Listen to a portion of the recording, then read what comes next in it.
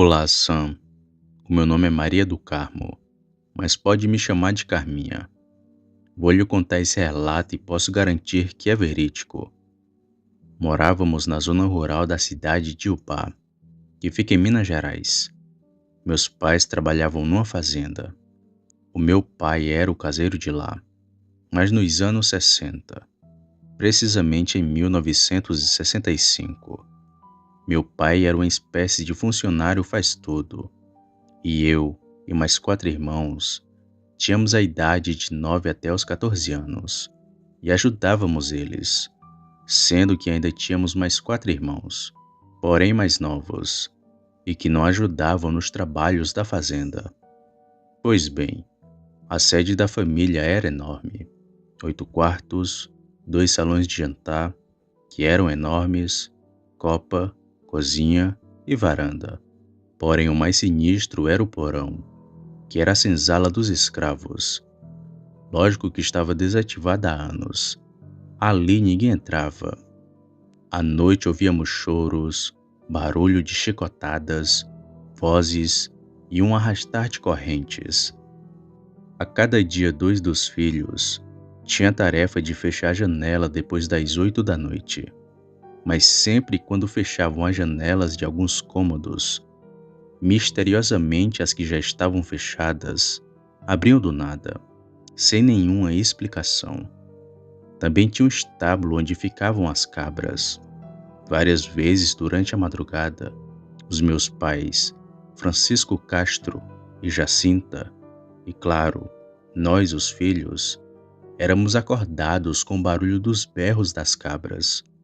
Meu pai sempre pegava uma arma e ia verificar para ver se tinha alguém roubando os animais. Porém, sempre que ele chegava no estábulo, as cabras estavam calmas e todas dormindo. Essa fazenda ainda existe até hoje, porém está em ruínas. Atualmente, quem passa por lá durante a noite diz ouvir esses berros das cabras e os barulhos da senzala, da fazenda palestina. Esse foi o meu relato, Sam. Muito obrigado.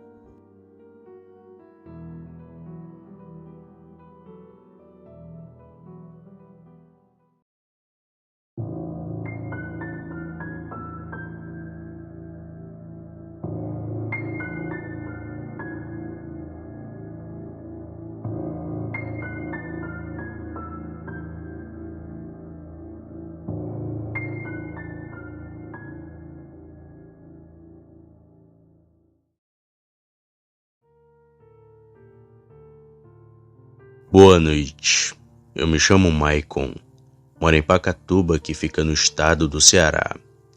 Desde pequeno eu sempre gostei de histórias e relatos assombrosos. E o meu avô era uma enciclopédia viva de histórias, pois ele sempre me contava todo tipo de relato, que ia desde o caipora até o lobisomem. E ainda hoje lembro de todas elas. Inclusive passei um sufoco com meu avô na mata. E sou a prova viva de que tudo o que ele me disse foi verdade. O meu avô sempre morou na roça, e por isso ele contava que já viu tudo que era de coisa estranha nessa vida. Lembro que ele falava do lobisomem que aparecia toda quaresma perto de sua casa, e que uma certa vez ele o viu quase de frente. Segundo meu avô, o bicho era grande e todo peludo. As suas pernas pareciam estar quebradas. Teve também uma vez que ele me contou da mula sem cabeça, e que essa criatura era a filha de um homem bem rico da região. O meu avô flagrou o momento em que aquele cavalo com a grande chama passou bem perto dele na mata. Essas histórias sempre me fascinavam, e sempre me imaginava nelas, pois apesar do medo, eu queria ter visto uma dessas coisas.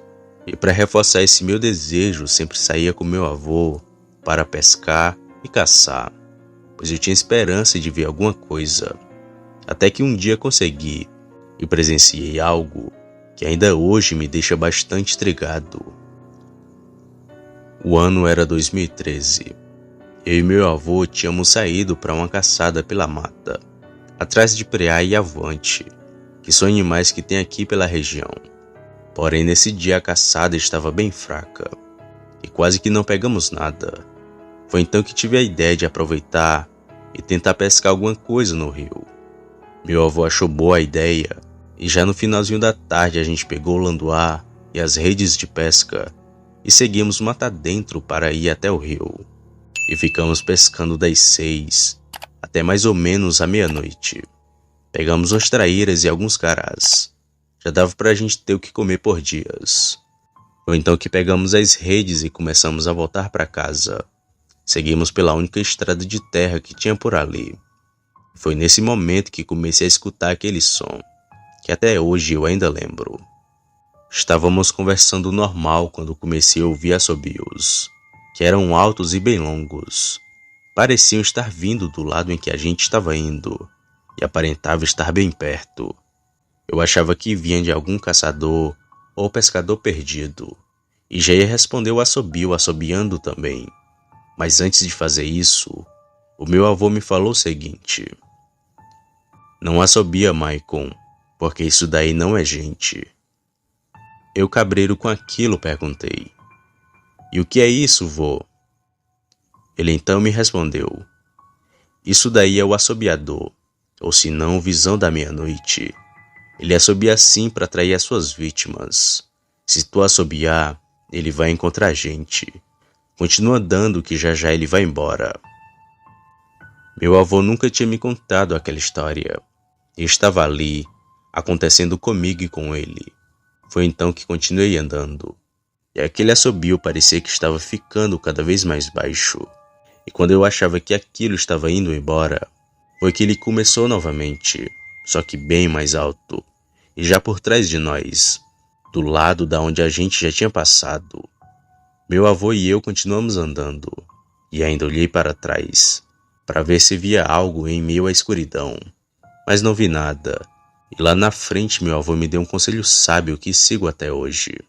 Ele me disse o seguinte: "Maicon, eu já vi lobisomem, mula sem cabeça e até o caipora, mas nunca vi o assobiador. Dizem que ele ataca viajantes e quem responde ao seu chamado. Nunca respondi assobio nenhum na mata, e se eu fosse tu, não responderia também, principalmente quando estiver sozinho por aí, pois pode ser que aquilo te encontre." Meu avô me falou isso com firmeza, e tive a certeza que tudo que ele me contava era verdade. Mas confesso que fiquei ansioso para assobiar, e vi o que acontecia depois do assobio. Mas fiquei pensando nessas palavras do meu avô, pois ele me ensinou muita coisa, e aquele foi um dos seus melhores conselhos. O meu avô faleceu em 2019, mas ainda lembro de tudo que vi e vivi com ele, pois era muito bom. Ainda hoje tenho saudade das caçadas que íamos toda semana, e ainda continuo caçando e pescando sozinho, mas nunca mais vi nada de estranho pela noite. Porém, sou ansioso em ver algo por aí. Nunca respondi a chamados que escuto na mata, mesmo aqueles que se parecem com pessoas.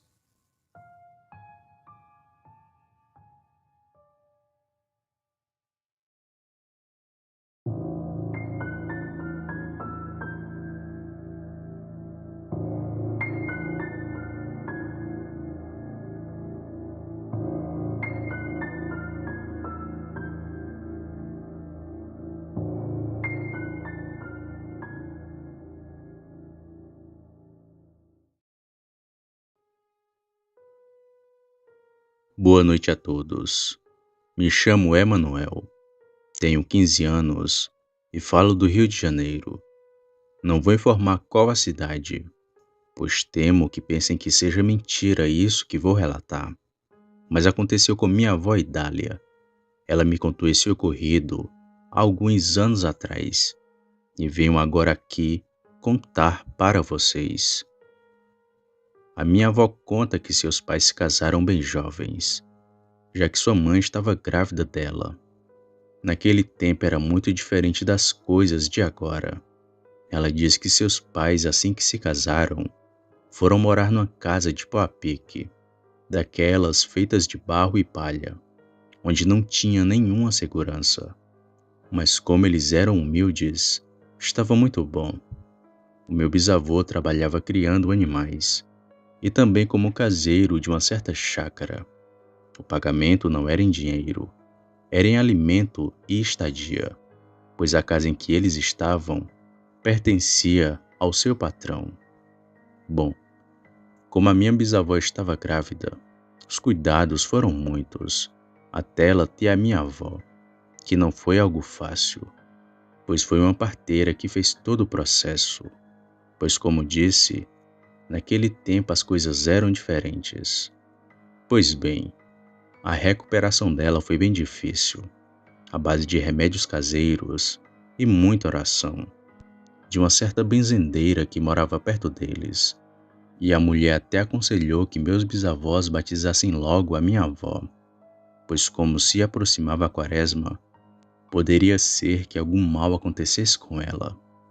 Mas nas condições em que minha bisavó se encontrava, onde mal dava para andar, demorou muito, até que chegou a referida época.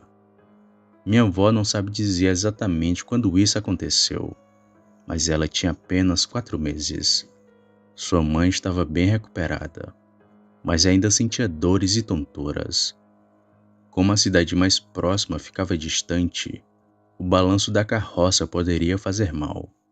Então minha avó continuou pagã, em plena época de quaresma, mas ela já estava quase chegando ao fim. Porém, o maldito lobisomem ainda atacou. Era uma noite nublada e sem lua cheia, quando minha bisavó e meu bisavô foram acordados com um barulho muito estranho. Parecia que algum animal estava cavando ao lado da casa. Claro que meu bisavô foi ver o que era aquilo, mas quando acendeu o lampião e focou na frágil parede feita de barro, eles viram a cabeça de uma coisa que parecia com um porco, já dentro da casa. O bicho tinha orelhas caídas e cheias de pelos, por isso eles pensaram ser um porco, mas a criatura grunhiu que nem um homem chorando. O meu bisavô logo soube que era um lobisomem e buscou a espingarda socadeira para dar um tiro naquela criatura. Mas o bicho tirou a cabeça do buraco que tinha feito e saiu dali. Logo eles ouviram um grito. Não foi um uivo, era um grito de um homem, só que bem grosso e alto. E logo ele se pôs a correr ao redor da casa. Tinha hora que o lobisomem se jogava nas paredes, chegando a quase derrubá-las. Ele ainda pôs a cabeça outras vezes no buraco, mas quando meu bisavô apontava a espingarda, o bicho saía. Foi a noite inteira assim, saindo e logo em seguida voltando. Por fim, aquela criatura soltou outro berro daqueles e correu se embrenhando na mata. Pela manhã, logo que o galo cantou, meus bisavós saíram da casa, pegaram as poucas coisas que tinham e saíram dali. Foram morar com os pais da minha bisavó, e não demorou muito tempo. Logo todos ficaram sabendo de um lobisomem que estava rondando e atacando pela região. E descobriu-se que o motivo dele ter tentado entrar na casa dos meus bisavós foi por causa da minha avó, que ainda era pagã. Mas por muita sorte o lobisomem não a levou, e por incrível que pareça, continuou pagã até seus 15 anos, mas que nenhum outro bicho tentou pegá-la novamente.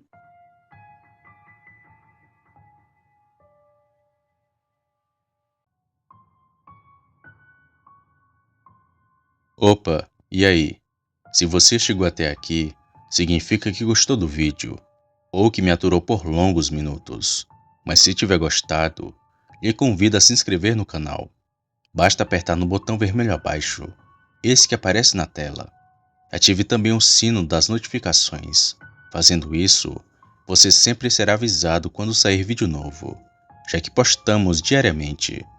Deixe o like para fortalecer o canal e compartilhe o vídeo para que outras pessoas vejam e assistam. Fazendo isso, vocês não só estarão ajudando o canal, mas também a mim. E se fez isso, muito obrigado. Me despeço de todos e vou ficando por aqui. Fiquem com Deus e até a próxima.